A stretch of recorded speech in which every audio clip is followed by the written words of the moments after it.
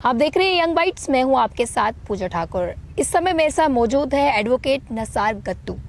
Advocate की जहां पर बात आती है वहीं ना कहीं हम ये सोचते हैं कि क्या कुछ क्राइम हुआ है या किसके रिगार्डिंग हम बात करने जा रहे हैं। आज हम बात करने जा रहे हैं आईपीसी की।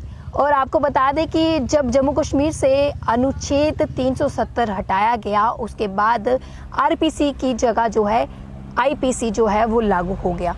तो हमारी ये कोशिश है कि इसकी क्या सेक्शंस हैं, ये क्यों लागू हुआ था और ये किस तरह से आया था, इस पे हम बातचीत करेंगे। सर, सबसे पहले आपका बहुत बहुत स्वागत है। थैंक यू पूजा। और हमने आज से ये प्रयास किया है कि लोगों को हम जागरूक करें कि आखिर आईपीसी है क्या। देखिए पूजा जी, 370 हटने के बाद जो जम्मू कश्मीर के हालात बड़े चेंज हुए। बिल्कुल। कानून जहाँ पे अपना कॉन्स्टिट्यूशन था वो भी यहाँ से हट गया, रीऑर्गेनाइजेशन एक्ट आया। तो इस दौर की एक कड़ी थी आरपीसी और आईपीसी। हालांकि आरपीसी और आईपीसी में सिर्फ नाम का फ़र्क था, सेक्शंस हम सेम थी जी।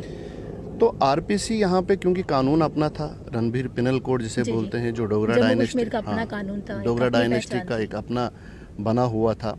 तो ये कानून तब से चल रहा था जब 370 5 अगस्त का ये जो वाक़या आया जिसमें स्टेट को यूटी का दर्जा दिया गया है। चाहे ये डिग्रेडेशन है या अपग्रेडेशन है, इस पर हम बात नहीं करेंगे। लेकिन जब आरपीसी ख़त्म हुई तो उसके बाद जब सेंटर के कानून यहाँ पे आए उसमें एक आईपीसी भी थी जी। तो आईपीसी का कोई जिसे हम बोले नई चीज़ नहीं है, यहाँ पे ये कानून ऑलरेडी थे, सिर्फ नाम की चेंज थी। आईपीसी तो मैं अगर हिस्टोरिकल बैकग्राउंड में जाएं तो इसमें देखते हैं कि ये फर्स्ट लॉ कमीशन जो मैकॉले ने दिया हुआ था रिकमेंडेशन, तो उसमें ये कानून जो है तब से आईपीसी बना। ये तो 1860 में बने थे, 1800 इवन की पेनल कोड तब भी थे। लेकिन कुछ ऐसे ऑफेंसेस थे जो एट दैट टाइम की हर जो ऑफेंस है वो उसमें नहीं आते थे। तो इंपीरियल लेजिस्लेटिव काउंसिल दो थी जो ब्रिटिश इंडिया जिसमें लेजिस्लेचर समय के साथ अपराध बढ़ते गए और उसके अकॉर्डिंग जो कानून बना गया तो तब वो ब्रिटिश इंडिया में बनाया गया है। इंपीरियल जो लेजिस्लेशन था, लेजिस्लेटिव काउंसिल था, उसने बनाया था ये इंडियन पिनल कोड, जिसमें हिंदुस्तान के लोगों with the the territorial jurisdiction जिसे बोलते हैं, जो आप देखोगे कि सेक्शन 1 से लेके 5 तक आईपीसी में डिफाइंड है इंट्रोडक्शन, जिसमें लिखा गया है offences, punishment for offence within the India and, एंड 4 सेक्शन है punishment of offences outside the India. तो ये चीज़ें क्या है उसमें इंट्रोडक्शन में बताया गया था। जब ये कानून अंग्रेज़ों ने हिंदुस्तान पे लगाए गए थे एट दैट टाइम, वो पनिशमेंट करने के लिए हिंदुस्तान के लोगों को। तो ये संभव क्या था कि जब 47 हुआ आज़ादी, हिंदुस्तान जो शिफ्टिंग ऑफ पावर्स हुई ब्रिटिश इंडिया से लेके इंडिया को मिली, तो एट दैट टाइम ये भी आया। तो 1950 में कानून अडॉप्ट करने के बाद बहुत सी उसमें अमेंडमेंट्स आई। इवन कि ये अमेंडमेंट्स आज भी हो रही हैं। आप देख रहे होंगे सेक्शन 497 रिपील हुई, 377 वो रिपील हुई, जो अकॉर्डिंगली जो कानून जो है फ्लेक्सिबल होते हैं। फ्लेक्सिबिलिटी है कि आप अभी अगर पीछे आप 10 साल जाएंगे तब कानून का एक अलग नज़रिया था, आज कानून का एक अलग नज़रिया है। तो वो कानून अमेंडमेंट इसलिए आती है, सोसाइटी में फ्लेक्सिबिलिटी समय के साथ बदलाव होता रहता है। बिल्कुल, समय के साथ ये बदलाव और ज़रूरी भी है जी। क्यों कोई बोलता है कि ज़बान नरम है तो पूरे उम्र भर साथ निभाती है, तो दांत चूँकि सख्त है एक करके गिर जाते हैं। तो फ्लेक्सिबिलिटी होती है और वही फ्लेक्सिबल कानून आज भी। आप देखो, अगर पीछे जाके आप देखोगे मर्डर कुछ भी होता था, रेप्स होते थे, तो बड़े इंसान अजीब नजरों से, आजकल आप दिन ब दिन ये चीज़ें सुनते होंगे।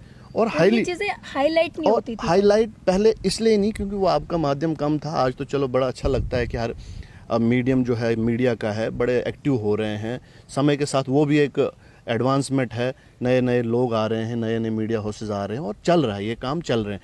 तो जहाँ तक आईपीसी का सवाल है, आईपीसी एक ग्रेजुअल चेंज है।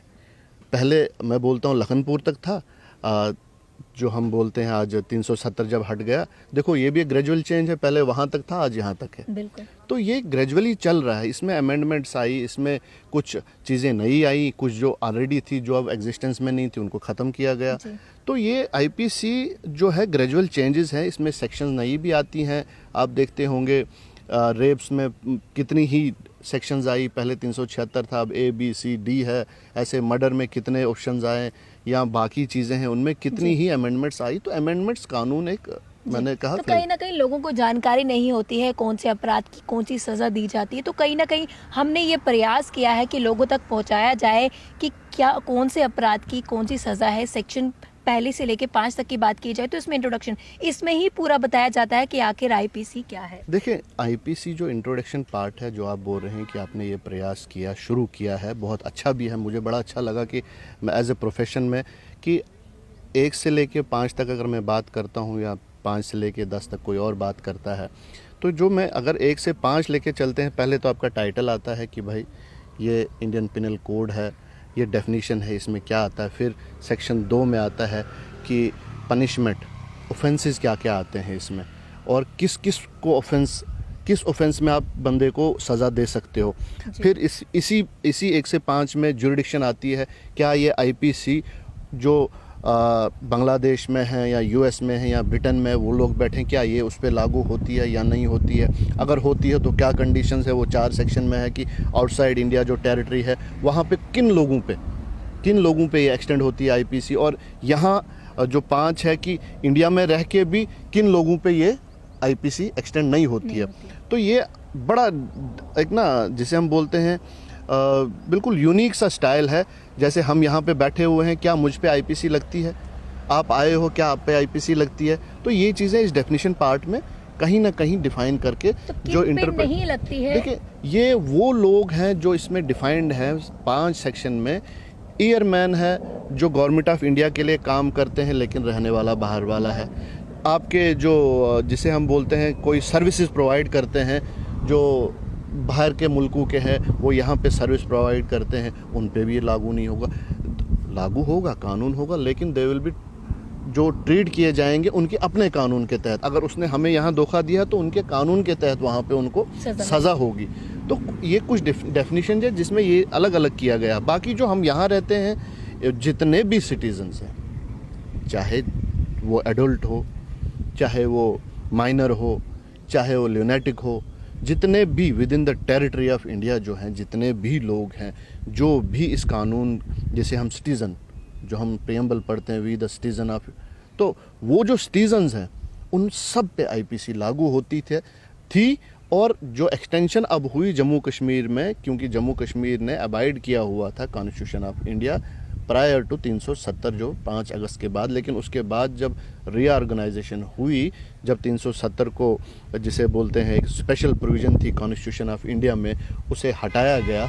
तो ये फिर पहले आप देखते होंगे जो भी कानून आता है, अगर बड़े ऐसे लेबर कानून थे, बहुत से ऐसे कानून थे जो सेंटर के यहाँ एक्सटेंड होते थे, टैक्सेस थे, आपका जो लेबर लॉज हैं उसमें लिखा होता था क्या ये कि द फला जो है ये extended to whole India except state of Jammu and अगली कश्मीर। सेक्शंस में अलग अलग अपराध हाँ, बिल्कुल बताए जाएंगे, बिल्कुल उस पे हम चर्चा जो है वो बाद में करेंगे। इसमें अभी 511 सेक्शंस हैं, आपको मिलेंगी, 23 चैप्टर्स हैं।